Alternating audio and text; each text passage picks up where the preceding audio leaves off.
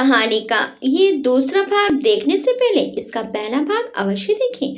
अभिमन्यु ने अपना मोबाइल निकाला और निमिषा की केयर टेकर निशा को फोन लगाया। निशा जानती थी कि जब भी भैया बाहर जाते हैं रात में एक बार निमिषा को वीडियो पर देखते जरूर हैं। उसने आवाज म्यूट करके निमिषा की तरफ फोन कर दिया। निमिषा बड़े ही आराम से सुकून की नींद सो रही थी। उसे देखकर कोई अंदाजा भी नहीं लगा सकता था कि वो किस दर्द से गुजर रही है। अभिमन्यु ने उसे देखकर धीरे से गुड नाइट कहा और फोन पास में रख कर लेट गया। आंखों में नींद नहीं थी। आज आदित्य से निमिषा के बारे में बात करते हुए घाव फिर से हरे हो गए थे। उसकी आंखें अपने आप बंद हो गई और फिर किसी मूवी की तरह सीन दिखने लगे। उमाकांत जी के साथ जब वो और विहान पहुंचे तब तक वहां के थाने की पुलिस ने घटनास्थल को चारों ओर से घेर लिया था। ज्यादा तो नहीं, पर फिर भी थोड़ी सी भीड़ तो इकट्ठा हो ही गई थी। शनाख्त के लिए अभिमन्यु को जाना था। विहान बहुत कसकर अभिमन्यु को पकड़े था। अभिमन्यु ने दूर से ही पहचान लिया वो निमिषा ही थी, पर उसकी हालत देखकर वो वहीं जमीन पर गिर गया और पागलों की तरह चिल्लाने लगा, गुड्डी गुड्डी। विहान, जिसका कलेजा मुंह को आ गया था और दिल में बेइंतहा दर्द हो रहा था और जो खुद भी रो रहा था, उसके पैर खुद जमीन पर खड़े होने लायक नहीं थे। वो अपने कांपते पैरों से अभिमन्यु को संभाल रहा था। विहान भी अपने माँ पापा की इकलौती संतान है। उसके कोई बहन नहीं है तो वो निमिषा को ही अपनी बहन मानता है और राखी बंधवाता है। निमिषा के दोनों भाई फूट फूट कर बच्चों की तरह रो रहे थे। अभी तक कोई भी निमिषा के पास नहीं गया था क्योंकि उमाकांत जी ने मना किया था।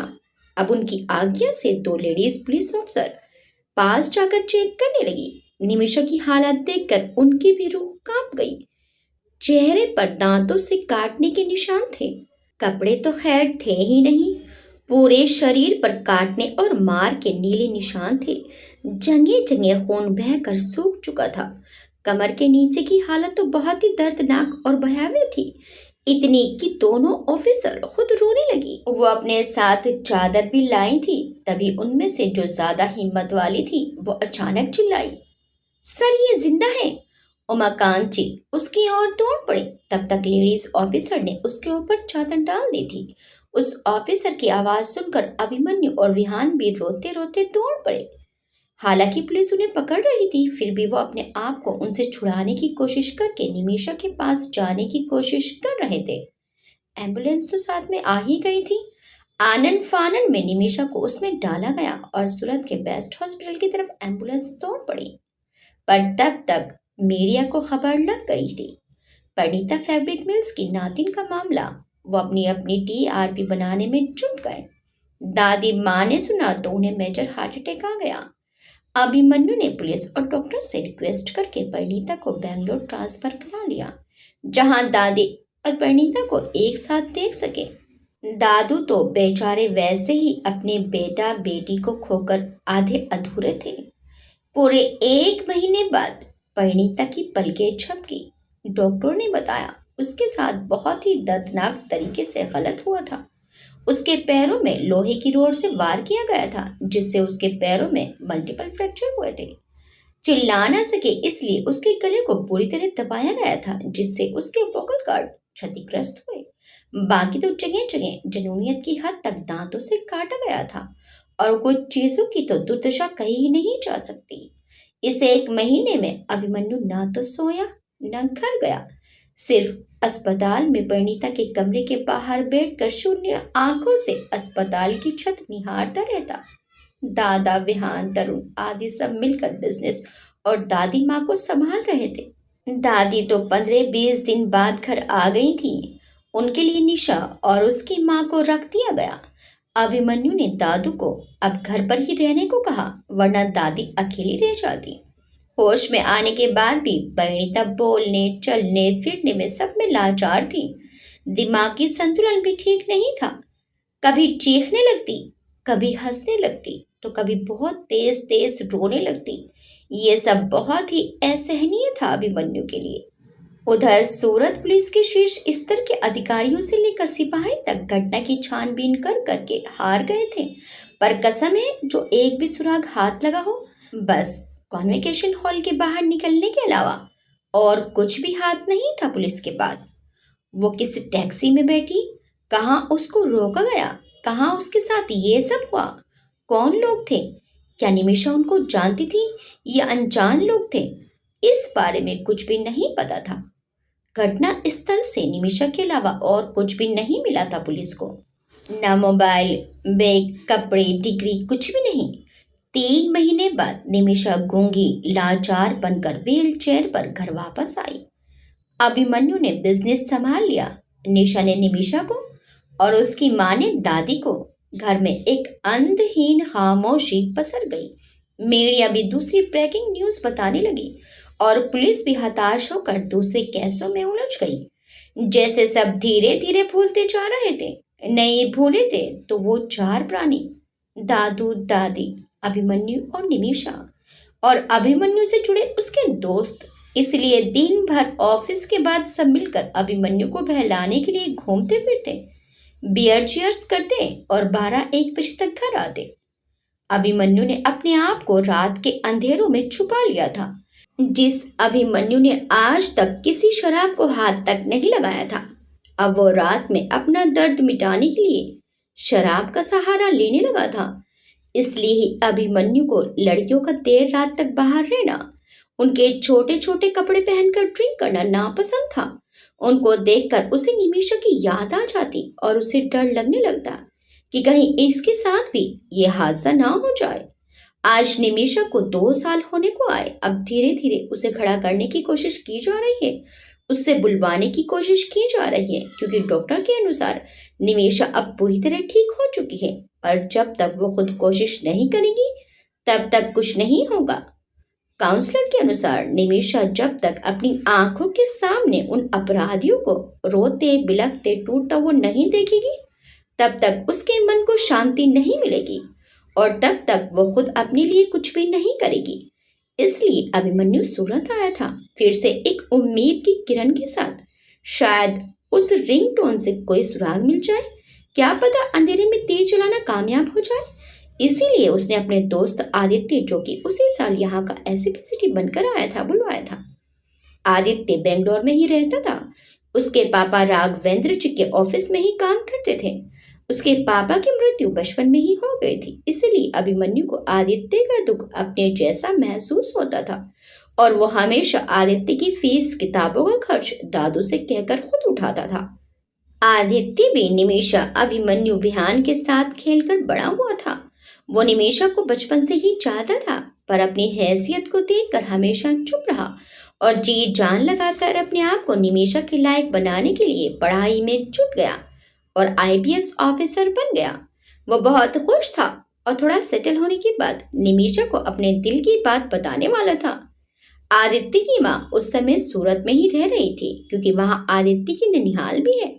जब निमिषा के साथ यह हादसा हुआ था तब वो सूरत ही थी। तभी तो अभिमन्यु निमिषा को उनके पास रात को रुकने के लिए कह रहा था। पर अपने भाई के साथ अपनी खुशी साझा करने के लिए निमिषा बहुत एक्साइटेड थी, इसीलिए वो रात में ही निकलना चाहती थी और यही गलती निमिषा के लिए बहुत भारी पड़ गई। जब निमिषा के साथ ये हादसा हुआ तो आदित्य टूट गया था। इस केस के 3 महीने बाद आदित्य ने सूरत में अपनी ड्यूटी ज्वाइन की थी, पर तब तक निमिषा का केस डीआईजी ने बंद कर दिया था और आदित्य कुछ नहीं कर पाया। पर उसके सीने में लगी आग जब तक ठंडी नहीं होगी, जब तक वो निमिषा के गुनहगारों को सजा नहीं दिलवा देता। अब अभिमन्यु ने पहली बार आदित्य से कोई हेल्प मांगी थी, वो भी निमिषा के लिए, तो आदित्य उसमें जी जान से जुटकर लगा था। वो कोई कसर नहीं छोड़ रहा था, क्योंकि उसे भी अपनी निमिषा के गुनहगारों को सजा देनी थी। इधर निमिषा और इन सब उलझनों में उलझा अभिमन्यु गहरी नींद में सो गया। रात 2 बजे के करीब अभिमन्यु को कमरे के बाहर कुछ शोर सुनाई पड़ा, क्योंकि उसका कमरा लिफ्ट के जस्ट बगल में था। कुछ लड़के लड़कियां चुहलबाजी कर रहे थे। अभिमन्यु का वैसे ही दिमाग खराब था। वो अपना डोर खोलकर भन्नाता हुआ बाहर निकला और बड़ी तेज आवाज में चिल्लाया, ये क्या तरीका है? शोर मचाना है तो रूम में जाइए। दोस्तों की नींद क्यों खराब कर रहे हैं? सब हल्के नशे में थे। करण आगे आकर बोला, मचाएंगे शोर, क्या कर लोगे? हमने भी किराया दिया है, तुम कहीं के पीएम हो क्या? अब तो अभिमन्यु को जबरदस्त गुस्सा आ गया। उसने करण की कॉलर पकड़ ली। पीएम नहीं हूँ, लेकिन इतना जानता हूँ कि नशा करके पब्लिक प्लेस में घूमना कानूनन जुर्म माना जाता है। अभी मैं सिक्योरिटी को फोन करता हूँ। अभिमन्यु सचमुच में फोन निकाल कर मिलाने लगा। तभी परिणीता सामने आ गई। वो अभिमन्यु के हाथ से फोन लेते हुए बोली, काहे पीछे पड़े रहते हो हमारे? किसी की खुशी नहीं देखी जाती? खुद तो सड़क कद्दू की तरह मुंह सुखाए घूमते हैं, न खुद इंजॉय करते हैं न दूसरों को करने देते हैं। खड़ूस अमरीशपुरी कहीं के। अभिमन्यु ने परिणीता के दूसरे हाथ को पकड़कर पीठ से लगा दिया और अपना फोन छीनकर उसे घाट जाने वाली नजरों से देखने लगा। परिणीता को लगा कहीं फिर से वो तमाचा जड़कर उसकी इज्जत का फालूदा ना कर दे, इसलिए उसका हाथ अपने आप गाल पर चला गया। वो सहमी दृष्टि से अभिमन्यु को देखने लगी। परिणीता उसकी आंखों में खोकर रह गई, जहां गुस्से के पीछे कहीं न कहीं मासूमियत छिपी थी। वो अपने हाथ के दर्द को भी भूल गई, जिसे अभी भी अभिमन्यु ने पीछे मरोड़ कर रखा था। अचानक अभिमन्यु ने उसके हाथ को जोर से झटक दिया। परिणीता एकदम होश में आई। उसने अभिमन्यु की आंखों में देखा और बड़ी ही प्यारी स्माइल देकर उसके चौड़े माथे पर बेतरतीब बालों को संवारते हुए गाल पर थपकी देकर बोली, सॉरी, हम सबकी तरफ से। और अभिमन्यु को देखते हुए आगे बढ़ गई। अभिमन्यु कुछ देर वहीं भौचक्का सा खड़ा रहा, फिर अपने बालों में हाथ फेरते रूम की तरफ बढ़ गया। उसके चेहरे पर स्माइल आ गई, क्योंकि एक पल के लिए उसे लगा था कि परिणीता आज फिर उसके बाल नोचेगी। अभिमन्यु मुस्कुराता हुआ अपने कमरे में चला गया। अगले दिन सुबह 8 बजे सूरत के प्रसिद्ध इस्कॉन मंदिर में सुबह की आरती का समय सारे भक्त भगवान कृष्ण के दर्शन करने के लिए लाइन से आ रहे थे। पुरुषों की अलग और महिलाओं की अलग, दोनों लाइन आगे बढ़ रही थी। आरती के बाद भोग के समय पंडित जी पर्दा खींच देते हैं। कुछ मिनटों के लिए लाइन रुक गई। सब आंख बंद करके भगवान कृष्ण जी और भगवान राम जी का ध्यान करने लगे। जैसे ही पर्दा खुला, सब हाथों को उठाकर जोर से जयकारा लगाने लगे। उसी समय पीछे से भीड़ का धक्का लगा और परिणीता का प्रसाद बगल में खड़े व्यक्ति जो कि पूजा करके बाहर की ओर आ रहा था, उस पर गिर गया। परिणीता पहले तो पीछे खड़ी महिला पर चिल्लाई, फिर उस व्यक्ति की ओर घूमी। हे भगवान, यहाँ भी है! वो अभिमन्यु था। उसी के ऊपर प्रसाद गिरा था। अभिमन्यु के बालों में फूल और प्रसाद बिखरे पड़े थे। अभिमन्यु ने परिणीता को देखा। उसे देखकर उसे गुस्सा आ गया और वो गुस्से में बोला, तुम कभी भी कहीं पर बिना गिरे पड़े कुछ कर सकती हो? परिणीता रुआसी हो गई। अपने प्रोजेक्ट की सफलता के लिए वो ईश्वर को शुक्रिया देने आई थी, और वैसे भी मम्मी ने कहा था कि सूरत जा रही तो इस्कॉन मंदिर में भगवान कृष्ण और भगवान राम जी के दर्शन करने जरूर जाना, इसलिए वो अकेले ही आ गई। बाकी सब होटल में सो रहे थे, पर प्रसाद गिर जाने से वो दुखी हो गई थी। उसने अभिमन्यु की ओर भरी आंखों से देखा और हाथ जोड़कर बाहर आ गई। अभिमन्यु भी हाथ जोड़कर आ गया। वो निमेषक के सूरत में पढ़ने के दौरान जब भी उससे मिलने आता था, दोनों भाई बहन यहाँ दर्शन करने जरूर आते थे। आज भी वो बस यही प्रार्थना करने आया था कि वो जिस काम के लिए आया है उसमें भगवान कृष्ण और भगवान राम उसे सफल करें।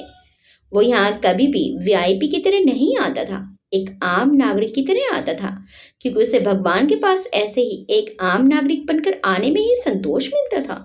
बाहर निकलकर उसने इधर उधर नजर दौड़ाई। एक बेंच पर परिणीता उदास सी बैठी थी। अभिमन्यु उस ओर बढ़ गया। वो अपने हाथ के प्रसाद से आधा लड्डू परिणीता को देते हुए बोला, मंदिर में ये होता ही है, गलती तुम्हारी थी, तुम्हें अपनी टोकरी कसकर पकड़नी थी। लो प्रसाद खाओ। नहीं ठीक है, परिणीता ने मुंह फेर कर कहा। अब अभिमन्यु गुस्से से बोला, जिद की भी हद होती है, इतनी भी तमीज नहीं है कि प्रसाद को मना नहीं करते। ये कहकर अभिमन्यु आगे बढ़ गया। अब परिणीता को अपनी गलती का एहसास हुआ। वो अभिमन्यु के पीछे भागते हुए गई। अभिमन्यु अपना लड्डू मुंह में रखने ही वाला था, तभी परिणीता ने उसका हाथ पकड़ लिया। मुझे भी चाहिए, लाइए, कहकर परिणीता अपनी हथेली फैलाकर खड़ी हो गई। अभिमन्यु ने उसके हाथ पर आधा लड्डू रख दिया और बिना बोले आगे बढ़ गया। कार में बैठते ही अभिमन्यु के फोन पर चंदू का मैसेज आया। सर, एड्रेस भेज रहा हूँ, आ जाइए, शायद कुछ भला हो जाए। अभिमन्यु ने तुरंत ही गूगल मैप पर एड्रेस डाल दिया। तभी उसने मिरर में देखा, परिणीता किसी के पीछे भाग रही थी, चिल्लाती हुई, मेरा पर्स, कमीने, उसमें पैसे नहीं है, दुष्ट, मोबाइल दे जा, पर्स ले जा। रुक जा पापी, मंदिर के बाहर चोरी करते शर्म नहीं आ रही? परिणीता उसके पीछे भाग रही थी और एक से एक शुद्ध वचन बोल रही थी। अभिमन्यु को बंद कार में खास तो कुछ सुनाई नहीं दिया, पर उसने परिणीता को जरूर हैरान परेशान पसीने से तरबतर हुए भागते देखा। वो आदमी अभिमन्यु की कार की तरफ ही आ रहा था। अभिमन्यु ने एक गहरी सांस ली और जैसे ही वो कार के पास आया, अभिमन्यु ने फौरन कार का दरवाजा खोल दिया। उसे उस बाधा के आने का अंदाजा भी नहीं था। वो आदमी तेजी से भागते हुए कार के दरवाजे से टकराया और धड़ाम से गिर गया। अभिमन्यु ने फौरन उसका कॉलर पकड़कर उठा लिया और उसके एक हाथ को मरोड़कर पीछे लगा दिया। भला अभिमन्यु जैसे मजबूत आदमी की पकड़ से वो कहाँ छूट पाता? परिणीता भी हाफती हुई आ गई। हाफने के कारण उसके मुंह से आवाज नहीं निकल रही थी। पास में ही मंदिर के बाहर चाय पानी की दुकान लगी थी। अभिमन्यु ने आदमी को पकड़े पकड़े जोर से चिल्लाकर पानी कहा। एक लड़का दौड़कर पानी दे गया। परिणीता ने लपक कर बोतल पकड़ ली और एक सांस में ही आधी बोतल खत्म कर दी। अब परिणीता थोड़े आराम से थी। अचानक वो उस आदमी के बाल नोचते हुए जितनी भी गालियां आती थी कानपुर वाली बकने लगी। कमीने, मेरा पर्स लेकर भागेगा, पीटी उषा बनेगा, अभी बनाती हूँ तुझे पीटी उषा। दुष्ट पापी, एक मैं ही मिली थी तुझे पर्स छीनने के लिए। पापी, 1-1 मीटर लंबे कीड़े पड़ेंगे तुझे, नर्क में चले तू, और तेरी जली हुई हड्डी कुत्ते भी ना खाएं। अभिमन्यु तो हैरान होकर उसका चेहरा ही देखे जा रहा था, जो गुस्से की वजह से गोरे से गुलाबी हो गया था। अभिमन्यु को उस दिन की याद आ गई। बिल्कुल इसी तरह उस दिन भी परिणीता गुस्से से अभिमन्यु के बाल नोच रही थी। उसकी गालियां सुनकर अभिमन्यु को हंसी आ गई। वो बिल्कुल टिपिकल औरतों वाली लड़ाई लड़ रही थी और वो आदमी बहन जी माफ कर दो, दीदी माफ कर दो कह करके किया रहा था, पर परिणीता का गुस्सा कभी नहीं हो रहा था। आखिर अभिमन्यु ने ही उसके हाथ से परिणीता का पर्स ले लिया और उसके हाथ को छोड़ दिया। पकड़ ढीली होते ही वो किसी तरह जान बचाकर भाग लिया। परिणीता गुस्से से बोली, आपने उसे जाने क्यों दिया? अभिमन्यु उसे घूर कर बोला, ओ मैडम, मैं फ्री नहीं बैठा हूँ और ना तुम्हारा सिक्योरिटी गार्ड हूँ जो तुम्हारी सुरक्षा के लिए तैनात रहूं। एक तो हेल्प की बजाय थैंक्स बोलने के मेरे ही ऊपर चिल्ला रही हो। भलाई का तो जमाना ही नहीं, कहकर सिर झटकता हुआ अभिमन्यु कार में बैठ गया और धड़ाम से दरवाजा बंद करके कार स्टार्ट कर दी। परिणीता पैर पटक कर बड़ी जोर से चिल्लाई, इतनी भी तमीज नहीं, लड़की को अकेले छोड़कर भाग गए खड़ूस कहीं के, ये भी नहीं पूछा कहाँ ड्रॉप कर दूं और थैंक यू की उम्मीद करते हो। उसने चाय वाले से एक स्ट्रॉन्ग चाय बनवाई और एक समोसा लिया। सुबह खाली पेट दर्शन करने के लिए आई थी और भागने से बीपी लो हो गया था। चाय समोसा खा पीकर उसे अच्छा लगा। पीछे मुड़कर भगवान कृष्ण और भगवान राम को फिर नमस्कार किया और मन ही मन बोली, कौन सी गलती हो गई प्रभु, पहले प्रसाद गिरा दिया फिर ये मुसीबत। यही सोचते सोचते उसने ऑटो रुकवाया और होटल चलने को कहा। जब मन शांत हुआ तब उसे अपनी गलती समझ आई। सच्ची में गुस्से में वो आपा खो देती है। मम्मी सही कहती है, परिणीता तू कितनी अच्छी है, सबकी सहायता करती है तन मन धन सबसे, पर जो तेरा गुस्सा है ना, तेरे अच्छे काम को भी गलत ही साबित कर देता है। थोड़ा काबू में करना सीख इसे। हे भगवान, मैंने क्या कर दिया? सच में अगर आज वो मेरी हेल्प ना करता तो मैं कभी भी उसे पकड़ नहीं पाती और उसे थैंक्स बोलने की बजाय उसी को सुना दिया। परिणीता अपनी हरकत पर खुद को कोसती हुई होटल आ गई और अभिमन्यु चंदू के बताए एड्रेस पर पहुंच गया। जब अभिमन्यु पहुंचा वहां पहले से ही चंदू, आदित्य और एक क्रिमिनल टाइप आदमी मौजूद था। अभिमन्यु को देखते ही उसने सलाम किया। अभिमन्यु ने पहले चंदू को और फिर आदित्य की ओर देखा। चंदू ने आगे बढ़कर कहा, सर, ये सलमान भाई 2 साल पहले जब ये गाना चला था तब इनकी टैक्सी में ये गाना खूब बजता था। पर जिस तारीख की बात आप कर रहे हैं उस दिन इसकी टैक्सी गैराज में ही खड़ी थी, क्योंकि उसके एक दिन पहले ही ये अपने गांव गया था भाई की शादी में और तीसरे दिन आया था। क्योंकि कार इसी की थी इसलिए ये और किसी को चलाने के लिए नहीं देता था। लेकिन इससे क्या साबित होता है? सिर्फ गाना इसकी टैक्सी में लगा था और ये गाना तो हर तीसरे मोबाइल या कार में बजता था। अभिमन्यु ने चंदू की तरफ देखते हुए कहा तो आदित्य बोला, आप सही कह रहे हैं भाई, पर और कुछ भी है इसके पास कहने को? अभिमन्यु ने उत्सुकता से पूछा। और वो क्या? इस बार सलमान बोला, सर, मैंने जब तीसरे दिन गैराज खोला गाड़ी निकालने के लिए तो वहां सिर्फ शटर लगा था, ताले अलग खुले पड़े थे। मेरा तो कलेजा मुंह को आ गया। मेरे को लगा पक्का मेरी गाड़ी चोरी हो गई, पर गाड़ी सही सलामत अंदर थी। मैंने उसे अच्छे से चेक किया, स्टीरियो, एसी, इंजन सब बराबर थे। हाँ, पर एक बात अजीब थी, कार के अंदर से बड़ी अजीब सी महक आ रही थी और पीछे की सीट का कवर भी अस्त व्यस्त था, जबकि मैं हमेशा अपनी चंपा, मेरा मतलब कार को खड़ी करते समय बिल्कुल तैयार करके रखता हूँ। सीट के नीचे भी कुछ कांच ऐसा पड़ा था, वो शायद किसी दारू की बोतल का लग रहा था। और हाँ सर, सीट के बहुत अंदर जाकर ये खड़ी मिली। पर ये तो जेंट्स है। फिर वो चंदू की तरफ देखते हुए बोला, भाई ने बताया कि आपकी बहन थी। अभिमन्यु की नजर जैसे ही घड़ी पर पड़ी, उसे देखते ही वो आपा खो बैठा। वो उस घड़ी को हाथ में लेकर अटकती आवाज में बोला, ये निमिषा पहनती थी।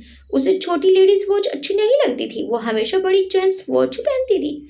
और ये घड़ी मैंने ही उसे दी थी जब वो एडमिशन लेने सूरत आई थी। आदित्य, जो ध्यान से सबकी बातें सुन रहा था, बोल पड़ा, तो अब तो ये साफ है कि निमिषा इसी कार में बैठी थी। और तूने ये सब बातें पुलिस को क्यों नहीं बताई? आदित्य सलमान के एक जोरदार थप्पड़ मारकर बोला, साहब, मेरी गाड़ी सही सलामत थी, मुझे लगा कोई पियक्कड़ ले गया होगा और वापस छोड़ दिया। उल्टे 25,000 की घड़ी भी मिल गई। और फिर वो नजरें चुराता हुआ बोला, कभी कभी कुछ इधर उधर का भी धंधा हो जाता है, इसलिए पुलिस के झमेले से बचने के लिए नहीं बताया। आदित्य उसे घूर कर बोला, तुझे तो मैं बाद में देखूंगा। चंदू बोला, सर, ये जानकारी सिर्फ ऐसे ही लोगों से मिलेगी, अगर आप इन्हीं पर गुस्सा करोगे तो कैसे होगा? ठीक है ठीक है, अभिमन्यु ने घड़ी के बदले 50,000 सलमान को देते हुए कहा। और कुछ पता चले तो बताना। फिर आदित्य की ओर इशारा करके बोला, और इनकी टेंशन मत लेना। अभिमन्यु ने आदित्य की ओर देखा और पूछा, अब आगे क्या? आदित्य ने पास आकर अभिमन्यु के कंधे पर हाथ रख दिया और बोला, भाई, कुछ नहीं से कुछ तो मिला। अब इसकी गाड़ी हमें सही रास्ते पर ले जाएगी। चलते हैं इसकी चंपा का दीदार करने। आदित्य आज सादी यूनिफॉर्म में अपनी कार से आया था। सब उसी से सलमान के गैराज के लिए निकल गए। थोड़ी देर में ही सलमान के गैराज में पहुंच गए। आदित्य ने बिल्कुल भी देरी ना करते हुए कार की हर एंगल से फोटो खींच ली, नंबर प्लेट की भी। फिर अच्छी तरह से कार को अंदर से भी चेक किया। फिर वो अपनी गाड़ी में बैठ गए और जिस जगह निमिषा पड़ी मिली थी उस और अपनी कार बढ़ा दी। रास्ते में 2 टोल प्लाजा थे जहां सीसीटीवी लगे थे। अभी भी प्रश्न ये था कि क्या 2 साल पहले की फुटेज मिल पाएगी, पर कोशिश तो करनी ही थी। चंदू और सलमान को आदित्य ने रास्ते में ही उतार दिया था। पहले टोल प्लाजा में तो सब नई भर्ती थी और वो बना भी 1.5 साल पहले था। दूसरे टोल प्लाजा पर एक लड़की बैठी थी, वो भी अभी 6 महीने पहले आई थी। पर उससे एक काम की बात पता चली, उससे पहले उसके चाचा थे जो कि पूरे 2 साल यहीं पर थे। सीसीटीवी फुटेज के बारे में शायद उन्हें पता हो कि पुरानी फुटेज कहाँ से मिलेगी, क्योंकि यहाँ पर तो सिर्फ 6 महीने तक ही रहती हैं। ये बहुत महत्वपूर्ण सूचना थी। अभिमन्यु और आदित्य ने उसे 2,000 रुपए के साथ धन्यवाद दिया और चाचा जी, जो कि अब गांव में रहते थे, वहां के लिए निकल गए। करीब 1.5 घंटे बाद वो गांव में थे। जल्दी ही पता करने पर घर भी मिल गया। ऐसे किसी से भी पूछने पर कोई भी सच क्यों बताएगा? तो आदित्य ने अपने दिमाग की पुलिसिया घंटी बजाई। अब बातों को घुमाते हुए कार की फोटो दिखाई और कहा, ये कार 2 साल पहले चोरी हो गई थी। इसमें 10 करोड़ के हीरे रखे थे। अगर आप किसी तरह की मदद करेंगे तो आपको भी 50 लाख तक मिलेगा, क्योंकि ये उसी रास्ते से गायब हुई है जिस रास्ते के टोल प्लाजा पर आप 2 साल पहले बैठते थे। अगर किसी तरह उस दिन की सीसीटीवी फुटेज मिल जाए तो हमारा आपका दोनों का भला हो जाए। इतनी बड़ी रकम सुनकर चाचा की आंखें चौड़ी हो गई। वो सोचने की मुद्रा में अपने अंगूठे से माथे को सहलाने लगा। थोड़ी ही देर में उसकी आंखें चमक उठी। मिस्टर धीरू भाई, उन्हीं के पास सूरत से बाहर जाने के सारे रास्ते के सारे टोल प्लाजा के सीसीटीवी फुटेज जमा होते हैं। फिर ध्यान से कार की फोटो को देखने लगा। ये कार तो खूब निकलती थी मेरे नाक से। ये तो टैक्सी है, प्राइवेट टैक्सी। हाँ हाँ, इसीलिए तो इसमें कुछ सामान इधर उधर किया जाता था। आदित्य ने ध्यान से उसे देखते हुए कहा। हाँ सर, ये तो बात है, चाचा ने सिर हिलाते हुए कहा। अब तक इसमें माल होगा क्या? अगर मिल गई तो? भले माल न मिले पर वो आदमी तो मिलेगा जो इसे ले गया होगा, और वो एक बार हाथ आ गया तो माल तो हम उसके हलक से निकाल लेंगे, आदित्य ने कहा। तो साहब, आप इतने दिन क्या कर रहे थे? चाचा ने अपने शातिर दिमाग को चलाया। आदित्य बात मिलाता हुआ बोला। असल में हम लोगों का बिजनेस दुबई तक फैला हुआ है, तो हम लोग वहीं चले गए थे और वहां एक झमेले में फंस गए थे, इसलिए इंडिया आ ही नहीं पाए। अब आए तो खोजबीन शुरू की। अब 2 नंबर का धंधा है तो पुलिस में तो जा नहीं सकते, खुद ही पता लगाने की कोशिश कर रहे हैं। अभिमन्यु आदित्य की मन घड़ंत कहानी को मुंह फुलाए सुन रहा था। आदित्य ने जब उसे अपनी ओर ऐसे देखते हुए पाया तो मुस्कुराकर आंख दबा दी। तब तो हम भी चलते हैं आपके साथ। वो धीरू भाई से हमारा बड़ा यार आना है, आपका काम जल्दी हो जाएगा। चाचा की आंखों में 50 लाख तेल उठे। आदित्य बोला, नहीं अभी तुम रहने दो, अगर जरूरत पड़ी तो हम तुम्हें बुला लेंगे। चाचा ने कहा, अगर आपका काम हो गया तो आप अपने वादों से मुकर तो नहीं जाओगे? आदित्य उसके कंधे पर हाथ मारकर बोला, नहीं यार, तुझे कैसे भूलेंगे। फिर आदित्य और अभिमन्यु वहां से चले आए। अब उनका टारगेट धीरू भाई थे, जो रिटायर होकर अपने पैतृक निवास में रहने लगे थे। टाइम काफी हो गया था और आदित्य को हेडक्वार्टर भी जाना था। कुछ अर्जेंट मीटिंग थी, इसलिए उन्होंने कल वहां जाने का निश्चय किया। अभिमन्यु की भी शाम की मीटिंग थी एड एजेंसी के साथ, उसी के होटल में, तो वो वहां से ही होटल आ गया और आदित्य वो अपने घर निकल गया, क्योंकि आदित्य अब वर्दी पहनकर हेडक्वार्टर जाने वाला था। होटल आकर अभिमन्यु कॉफी का ऑर्डर देकर सोफे में धंस गया और लैपटॉप निकालकर एड एजेंसी द्वारा भेजी गई मॉडल्स की फोटो देखने लगा, क्योंकि उसने साफ कह दिया था कि उसे कोई बिकने वाली नहीं चाहिए। उसे कोई ऐसा चेहरा चाहिए जो अपने आप को साड़ी सूट में पहनकर गर्व करे। ऐसा उसके चेहरे से लक्षित होना चाहिए। तभी रूम का डोर नॉक हुआ। अभिमन्यु ने लैपटॉप पर नजर जमाए खमिन कह दिया। आदत के अनुसार दाहिने हाथ को कॉफी उठाने के लिए बढ़ाया, पर वहां तो कॉफी थी ही नहीं। तब उसे एहसास हुआ कि वो रूम में अकेला नहीं है। उसके सामने परिणीता खड़ी थी, हाथों में 2 कॉफी मग लिए। अभिमन्यु एक झटके से खड़ा हो गया, आंखों में आश्चर्य और गुस्सा भरकर चीखा, तुम यहाँ क्या कर रही हो? और माफ करना, अगर फिर कोई झमेला करके आई हो तो इस समय मैं बहुत बिजी हूँ और टायर्ड भी हूँ, तो मैं तुम्हारी कोई मदद नहीं कर पाऊंगा। ऑफ मिस्टर खड़ूस, दूसरे की भी सुनेंगी कि बस अपनी ही झोंके जाएंगे? परिणीता ने कॉफी टेबल पर रखकर अपने दोनों हाथ कमर पर रखते हुए कहा। तो उसकी बात सुनकर अभिमन्यु हैरानी से बोला, क्या मैं खड़ूस और ये तुम कह रही हो, जो खुद मुसीबतों का चलता फिरता पिटारा है? परिणीता उसकी बात सुनकर मुंह बनाते हुए बोली, हाँ तो मैं क्या करूं, कुछ तो बुलाना पड़ता है ना, क्योंकि अभी तक मुझे आपका शुभ नाम तो पता ही नहीं। और 1 मिनट, आपने 2 बार हेल्प क्या कर दी, मेरे अच्छे खासे नाम की बैंड बजा दी। अब मैं क्या करूं? जब से आप मिले तब से मुसीबतें भी मेरे पीछे पड़ गई है। अभिमन्यु को उसकी बातों से इरिटेशन भी हो रहा था और गुस्सा भी आ रहा था। वो परिणीता के पास जाकर खड़ा हो गया और उसके एक हाथ को पकड़कर मरोड़ दिया। क्या कह रही हो? मेरी वजह से मुसीबत तुम्हारे पीछे पड़ी है? सुबह मंदिर में भागते हुए परिणीता एक जगह फिसलकर गिर भी गई थी और उसके कंधे में चोट आ गई थी। जैसे ही अभिमन्यु ने उस तरफ का हाथ मोड़ा, परिणीता दर्द से बिलबिला उठी। उसकी जोर की चीख निकल गई और आंखों से आंसू बहने लगे। अभिमन्यु ने घबराकर हाथ छोड़ दिया। सॉरी, मुझे गुस्सा आ गया था। अब अभिमन्यु परिणीता को ध्यान से देखने लगा। वो व्हाइट स्लीवलेस टॉप और नीचे घुटनों तक कैपरी पहने थी। चेहरा एकदम फ्रेश लग रहा था। बिना मेकअप के भी उसका मासूम चेहरा बेहद खूबसूरत लग रहा था। सबसे प्यारी तो उसकी नाक में पहना मोती लग रहा था। बाल उड़ उड़ कर चेहरे पर आ रहे थे। उसके दाहिने कंधे पर बहुत बड़ा सा काला मस्सा था जो उसकी गोरी बाहों को और भी सुंदर बना रहा था। वहीं पर 3-4 गहरी खरोंचें लगी थी और लाल होकर सूजन भी थी। अभिमन्यु ने उसे टिश्यू पेपर देकर कहा, सॉरी क्यों आई हो? परिणीता रोए जा रही थी। सच में उसे बहुत दर्द हो रहा था। रोते रोते बोली, तुम हो क्या? इंसानियत नाम की चीज नहीं। मैं तो माफी मांगने आई थी सुबह के लिए और थैंक्स भी बोलने। तभी तुम्हारे साथ बैठकर कॉफी पीना चाहती थी, पर तुम उस लायक हो ही नहीं।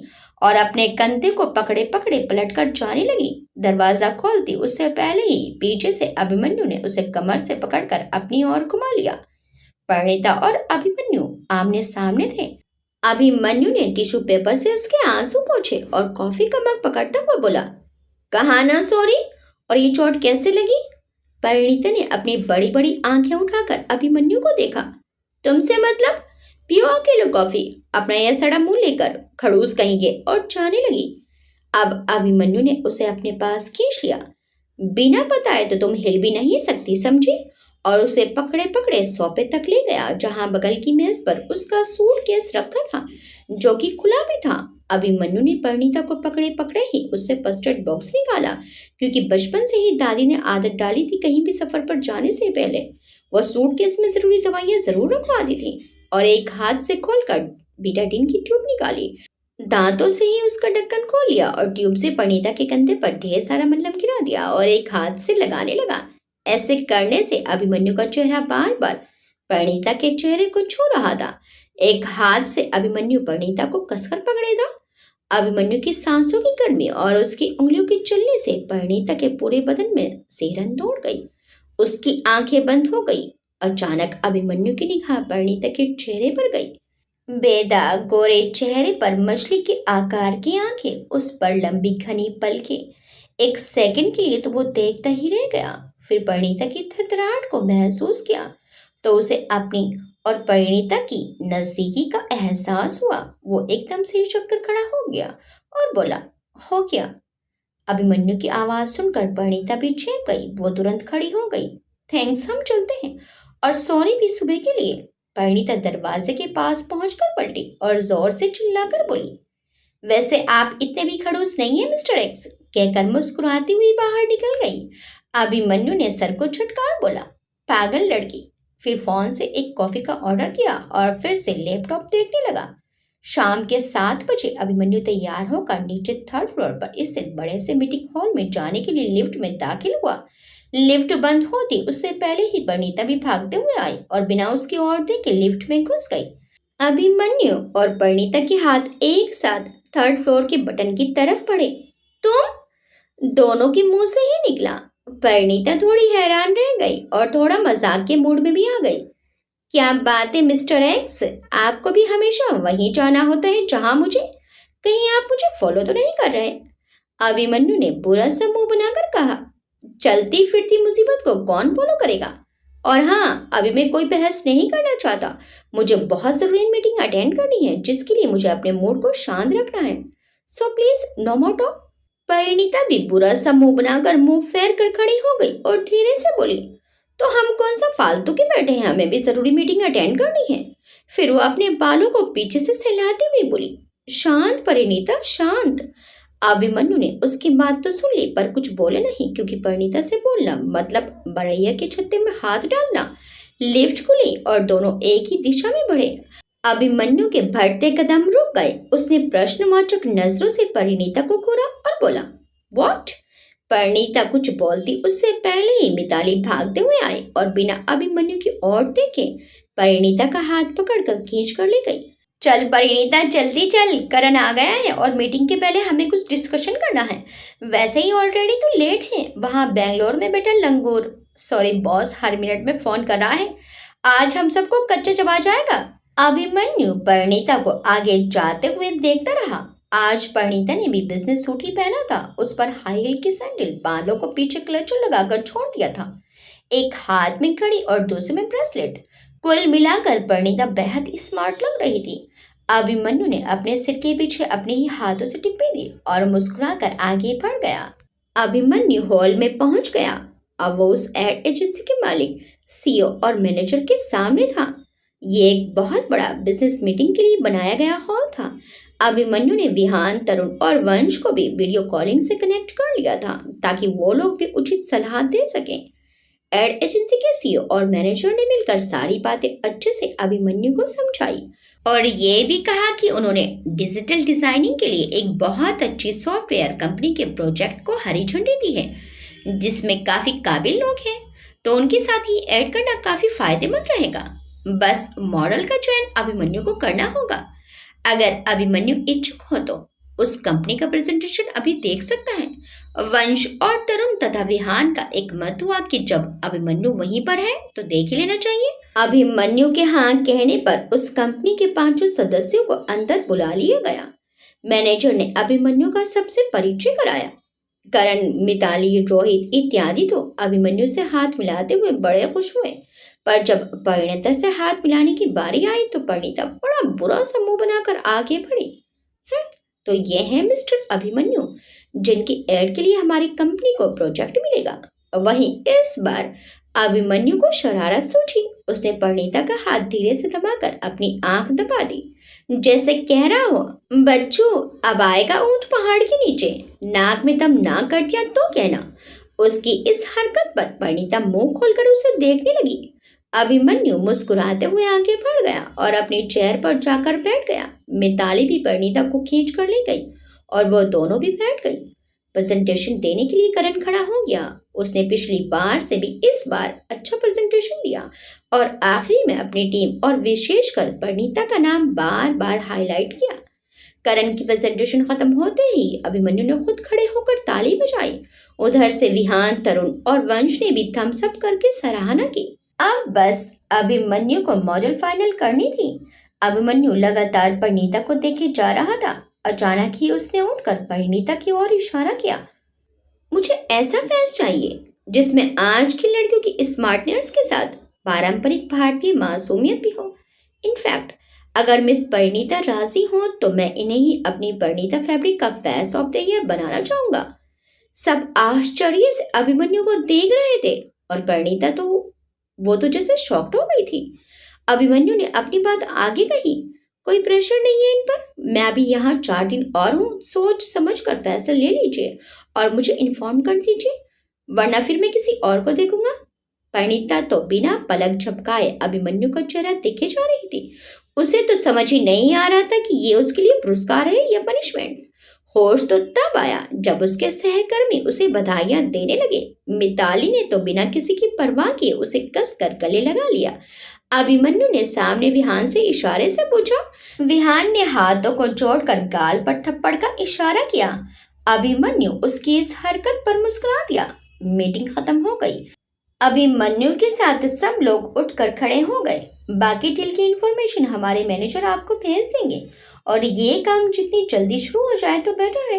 ये कहकर अभिमन्यु वहां से चला गया। बाकी सब भी अपने अपने रूम में चले गए। एड एजेंसी के मैनेजर करण से आगे की बात करने लगे क्योंकि करण का बॉस भी जूम करके ऐड हो गया था। वो तो मारे खुशी के बावला हुआ जा रहा था। उसकी कंपनी को करोड़ों का फायदा होने जा रहा था। अभिमन्यु अपने कमरे में आ गया। कमरे में आकर आदित्य को फोन करके धीरू भाई के पैतृक निवास डूमस जाने का टाइम पूछा और फिर बेड पर पसर गया। इधर रूम में परिणीता अभी भी शॉक में थी। मिताली चपट चपट बोले जा रही थी, पर परिणीता तो जैसे अपने आप में ही थी। हाय कितना हैंडसम है, तू कितनी लकी है यार। मैं होती तो 1 मिनट भी हाँ करने में देर ना करती। और एक तू है, सोची जा रही है। परिणीता जैसे उसकी कोई बात सुन ही नहीं रही थी। उसे ऐसे देखकर मिताली ने परिणीता को पकड़कर झंझोर डाला। अब वो जैसे नींद से जागी। मिताली कहे जा रही थी, कितना पैसा मिलेगा, कितनी फैम मिलेगी, सोच जरा, तेरे आशु की मेडिकल फीस बढ़ती जाएगी। और कौन सा वो तुम्हें हमेशा के लिए ले रहे हैं, 1 साल की ही तो बात है। परिणीता ने खोए अंदाज में कहा, वो तो ठीक है, पर मैं ये नौकरी नहीं छोड़ सकती। 1 साल बाद फिर मुझे इतनी अच्छी नौकरी ना मिली तो तुम पहले बॉस से और फिर मिस्टर अभिमन्यु से बात कर लो ना, मिताली ने सलाह दी। परिणीता चौंक कर बोली, क्या? उस खड़ूस से? तुझे पता है वो चलता फिरता ज्वालामुखी है। ये वही है जिसने बेंगलोर में मुझे थप्पड़ रसीद किया था। कहते कहते परिणीता के हाथ अनायास अपने गाल पर चले गए। मिताली उसके गाल से लाते हुए बोली, अले अले मेरे बच्चे, उस दिन तो तेरी ही गलती थी और तूने तो उसे शरीफ की उपाधि भी दी थी, याद है? परिणीता बेचारा सा मुंह बनाकर बोली। हाँ, चल यार, दिमाग का दही हो गया। कुछ अच्छा सा मंगा खाने के लिए, और ये भी सोच कि मम्मी पापा क्या राजी होंगे। मिताली उसकी बचपन की सहेली थी। स्कूल से लेकर कॉलेज, फिर एक ही कंपनी में नौकरी भी लग गई। मिताली परिणीता के घर के सारे हालात जानती थी। परिणीता के पापा एक सरकारी प्राइमरी स्कूल अध्यापक थे। माँ सीधी सादी गृहिणी। एक छोटा भाई जो इंटर पास करके अब मेडिकल में जाना चाहता था। परिणीता ने अपनी कुशाग्र बुद्धि के चलते बिना कोचिंग पढ़े आईआईटी एंट्रेंस क्लियर करके आईआईटी कॉलेज में एडमिशन ले लिया था और आगे की पढ़ाई के लिए बैंक से लोन ले लिया था। पर पापा के पास इतना नहीं था कि वो लड़के की महंगी मेडिकल कोचिंग कराकर आगे 6-7 साल के लिए उसे पढ़ा सकें। उनका मन था कि वो बैंक की कोचिंग करे और बीकॉम में एडमिशन ले ले, ताकि 3 साल में बैंक की नौकरी मिल जाए और वो निश्चित हो जाए। और फिर परिणीता की शादी भी तो करनी है। अब लड़के से उसी की शादी के लिए उसी के पैसे थोड़ा इस्तेमाल करेंगे। उसे ख्यालों में डूबे देखकर मिताली बोली, कहाँ खो गई मेरी जान? अपने मिस्टर खड़ूस के ख्यालों में? चाचा चाची से मैं बात कर लूंगी। और तू तो जानती है, अपने कॉलर ऊंचे करते हुए बोली। एक बार जो मिताली किसी को समझाने पर आ जाए तो उससे अपनी बात मनवा कर ही दम लेती है। परिणीता बोली, हाँ बाबा, हम जानते हैं। अब कुछ खिलाएगी कि बस बातों से पेट भरना होगा? मिताली ने परिणीता का मूड अच्छा करने के लिए उसका मनपसंद पिज्जा और चिल्ड कोल्ड ड्रिंक ऑर्डर कर दी और खुद अभिमन्यु के हैंडसम होने के कसीदे पढ़ने लगी। रात के समय अभिमन्यु अपने कमरे में दादू से बात करके निशा को फोन मिलाने जा रहा था। दादी की तबीयत अब ठीक थी, निमिषा भी ठीक ही थी। बस 2 दिन से अभिमन्यु से मिली नहीं थी तो गुमसुम थी। अभिमन्यु ने खाने का ऑर्डर दिया और दरवाजे को खुला ही छोड़ दिया ताकि वो निमिषा से फोन करते समय डिस्टर्ब ना हो। अभिमन्यु ने निशा को वीडियो कॉलिंग कर दी। निशा अपना फोन लेकर निमिषा के पास गई। अभिमन्यु बड़े प्यार से निमिषा से हंस हंस कर बातें करने लगा। निमिषा भी अभिमन्यु को देखकर खुश हो गई। वो व्हील चेयर पर बैठी थी और अभिमन्यु की बातों का आंखें झपका कर जवाब दे रही थी। कभी कभी हाथों को उठाकर इशारे से पूछ भी रही थी, कब आओगे? उसी समय वेटर खाना लेकर आया। उसने नॉक किया पर अभिमन्यु निमिषा से बातों में व्यस्त था। वेटर ने हाथ लगाया तो दरवाजा खुल गया। वेटर ने खाना टेबल पर रख दिया और ये पूछने के लिए कि अभिमन्यु को कुछ और तो नहीं चाहिए, चुपचाप खड़ा हो गया। अचानक ही उसकी नजर फोन की स्क्रीन पर निमिषा पर पड़ी। वो एकदम से चौंक गया। उसके माथे से पसीना चूने लगा और वो जोर जोर से सांसें लेने लगा। उसे अस्थमा का अटैक पड़ता हुआ लग रहा था। अपने पीछे इतनी जोर जोर की सांसों की आवाज से अभिमन्यु ने पीछे मुड़कर देखा। वेटर लंबी लंबी सांस भर रहा था। उसकी हालत देखकर अभिमन्यु ने जल्दी से निमिषा को बाय के साथ गुड नाइट बोला और वेटर को संभाल कर सोफे पर बिठा दिया और उसे पानी पिलाकर उसकी पीठ सहलाने लगा। पानी पीकर वो थोड़ा रिलैक्स हुआ। तुम ठीक हो? अभिमन्यु ने उससे पूछा। हाँ सर। उसने आंखें बंद करके एक गहरी सांस ली। अभी भी उसके चेहरे पर भय था। उसने घबराकर पूछा, सर ये कौन थी? अभिमन्यु ने कठोर स्वर में कहा। कौन? वेटर बोला, वही जिनसे आप अभी फोन पर बात कर रहे थे। वेटर की बात सुनकर अभिमन्यु आपे से बाहर हो गया। तुमसे मतलब? अपनी हद में रहो वरना तुम्हारी नौकरी जाते देर नहीं लगेगी। पानी की पिलाया, तुम तो सर पर ही चढ़ गए। हो गया ना तुम्हारा काम, अब फुटो यहाँ से। अब वो उठ गया और दरवाजे की तरफ फटता हुआ बोला, मैं तो जा ही रहा हूँ सर, पर देखना एक दिन आप खुद मेरे पास आओगे और तब मैं भी आपको ऐसे ही बेइज्जती करके भगा दूंगा। तुझे तो मैं, यह कहकर अभिमन्यु गुस्से से उसके पीछे आया, पर जैसे ही उसके दिमाग में वेटर की कही बातें गूंजी वो ठिठक गया। वो छलांग लगाकर वेटर के सामने खड़ा हो गया और उसे घूरकर बोला, क्या क्या कहा तुमने? मैं तुम्हारे पास आऊंगा? पर क्यों? और तुमने मेरी बहन के लिए क्यों पूछा? तुम जानते हो उसे? वेटर घबरा गया। नहीं, वो तो बस मैंने ऐसे ही कह दिया। सॉरी सर, मुझे जाने दीजिए। मुझे सचमुच कुछ नहीं मालूम। सर, मेरी नौकरी चली जाएगी। प्लीज सर, मुझे जाने दीजिए।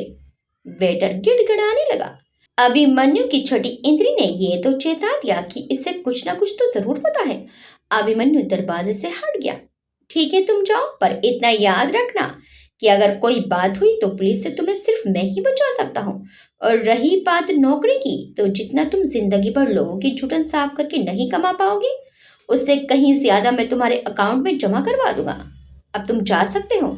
वेटर पसीना पोंछते दरवाजे से निकल गया, लेकिन थोड़ी ही देर बाद वो फिर वापस आया और बोला, सर, मैं कुछ भी कहूंगा तो आप विश्वास करेंगे और मुझे तो सामने नहीं लाएंगे। अभिमन्यु बोला, भरोसा रखो मुझ पर, मैं तुम पर कोई मुसीबत नहीं आने दूंगा। ये सुनकर वेटर जल्दी से रूम के अंदर आ गया और दरवाजे को अच्छी तरह से लॉक कर दिया। अभिमन्यु के बहुत पास आकर उसने धीरे से कहा, सर, मैंने उन लोगों को देखा था जो आपकी बहन को जबरदस्ती घसीटते हुए ले जा रहे थे। अभिमन्यु के दिमाग में सैकड़ों चिंगारियां एक साथ फूटने लगी। कहाँ कहाँ देखा था? किनको देखा था? प्लीज प्लीज मेरी मदद करो। 2 साल से मेरी बहन खामोश है। 2 साल से मैं उसके गुनहगारों को ढूंढ रहा हूँ। अभिमन्यु उसके सामने बच्चों की तरह हाथों को जोड़े रो रहा था। वेटर बोला, सर, 2 साल पहले मैं अपने गांव गया था। बेटा भी अभिमन्यु के पास जमीन पर ही बैठ गया। वापसी में हम पैदल ही बस अड्डे तक आ रहे थे। अंधेरा हो गया था। वैसे भी हाईवे पर अंधेरे उजाले से कोई फर्क नहीं पड़ता। वहां केवल गाड़ियों की रफ्तार से मतलब होता है। हम गांव की पगडंडी से हाईवे तक पहुंचने ही वाले थे कि पास ही किसी लड़की की चीख सुनाई दी। हम रुक गए और उस तरफ नजर डाली। थोड़ी दूर पर एक कार खड़ी थी और 3 लोग किसी लड़की को कार से घसीटकर घने पेड़ों के पीछे ले जा रहे थे। वो लड़की दोबारा चीखती उससे पहले ही एक ने उसके मुंह पर टेप चिपका दी। उनके हाथ में असलहे भी थे साहब। मैं बहुत डर गया था। एक तो मैं अकेला था और जिस शॉर्टकट से मैं आया था वहां का रास्ता खराब होने के साथ सुनसान भी रहता है, इसलिए उधर से कोई भी नहीं जाता। और फिर मैं अकेला कमाने वाला। मुझे कुछ हो जाता तो मेरी माँ बहनों का क्या होता? बस इसीलिए ही हम झाड़ियों के पीछे छुप कर वापस गाँव भाग गए। पर सर, वो लोग बार बार मोबाइल की टॉर्च जला रहे थे, तभी मैंने लड़की का चेहरा देखा था। तुम बाद में तो पुलिस के पास जा सकते थे और टीवी नहीं देखते क्या? अभिमन्यु उसकी गर्दन दबाते हुए वहशियाना अंदाज में चीखा। वेटर भी गांव का खाया पिया कसरती देह का स्वामी था। उसने मुश्किल से ही सही अभिमन्यु से अपनी गर्दन छुड़ा ली। फिर बोला, देखा बताने का नतीजा? आप खुद मेरी गर्दन दबा रहे तो पुलिस तो मेरा घर खोदने के साथ मेरी जवान बहनों की बेइज्जती भी करती। इसलिए ही कोई किसी की सहायता नहीं करता। और वो लोग पता नहीं पहुंच वाले थे या पैसे वाले या फिर खूंखार गुंडे। मेरे तो हर हाल में मौत ही होनी थी। अब अभिमन्यु को अपनी गलती का एहसास हुआ। वो वेटर के हाथों को पकड़कर माफी मांगने लगा। माफ कर दे भाई, तेरी भी जवान बहनें हैं। सोच उस भाई का हाल जो 2 साल से व्हील चेयर पर बैठी खामोश अपनी बहन को देखकर भी बेबस है, क्योंकि अभी भी वो अपनी बहन के गुनहगारों को सजा नहीं दिलवा पाया। अभिमन्यु की बात सुनकर वेटर बोला, बस यही सोचकर मैं वापस आया सर, पर अब इसके आगे हम कुछ नहीं करेंगे। हाँ, और मेरे गांव का नाम है? अपने गांव का नाम बताकर वो तेजी से चला गया। अभिमन्यु को विश्वास नहीं हो रहा था कि जिनके पीछे उसने अपनी पूरी ताकत झोंक दी थी और फिर भी कहकर का कह भी नहीं पढ़ पाया, आज इतनी आसानी से इतना बड़ा क्लू मिल जाएगा। अभिमन्यु ने मन ही मन भगवान कृष्ण और भगवान राम की जयकार की और आदित्य को फोन मिलाने लगा। आगे क्या होगा? कौन थे वो लोग? क्या अभिमन्यु उन लोगों तक पहुंच पाएगा? क्या परिणीता अभिमन्यु के साथ काम करने को तैयार हो जाएगी? देखिए इस कहानी के अगले भाग में। आपको ये कहानी कैसी लगी हमें कमेंट करके जरूर बताइएगा। वीडियो अच्छी लगी तो वीडियो को लाइक शेयर सब्सक्राइब करना मत भूलिएगा। मिलते हैं इस कहानी के अगले भाग में। Till then bye bye.